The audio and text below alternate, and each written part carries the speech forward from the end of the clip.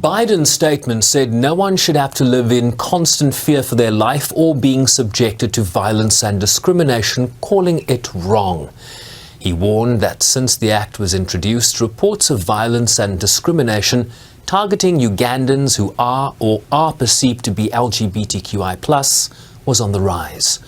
Calling it a shameful act, the US president described it as just the latest development in an alarming trend of human rights abuses and corruption in Uganda, instructing his National Security Council to evaluate implications of the law.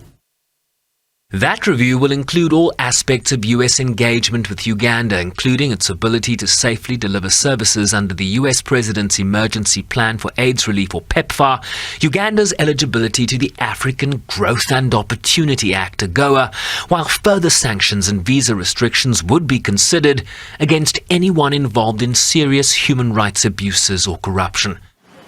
This was the White House spokesperson in March when the US warned of repercussions were the law to see the light of day. The bill is one of the most extreme anti-LGBTQI+ laws in the world. Human rights are universal. No one should be attacked, imprisoned, or killed simply because of who they are or whom they love. Canada's Prime Minister Justin Trudeau took to social media to strongly condemn the law, calling it appalling and abhorrent. The UK Minister of State for Africa, Andrew Mitchell, said the law was a setback in the fight against HIV and AIDS. The EU Foreign Policy Chief, Josep Borrell Fonteles, called the law deplorable and contrary to international human rights law, while the UN's Human Rights Office said it was appalled by the draconian and discriminatory bill, calling it a recipe for systemic violations of LGBTQI+ rights. A number of UN agencies, including the High Commissioner for Human Rights and UNAIDS, have said they are appalled by the draconian, discriminatory anti-gay bill that is now passed into law in Uganda.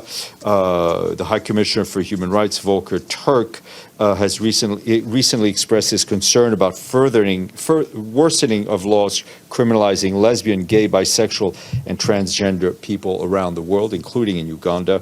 He said these laws violate human rights and they lead to violence and they drive people against one another.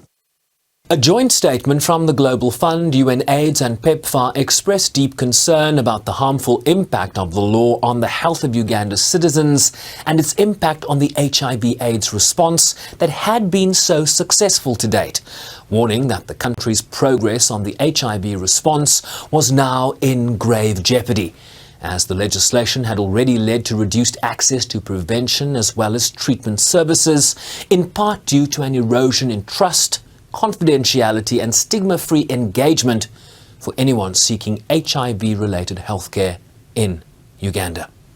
Siobhan Briceby's SABC News, New York.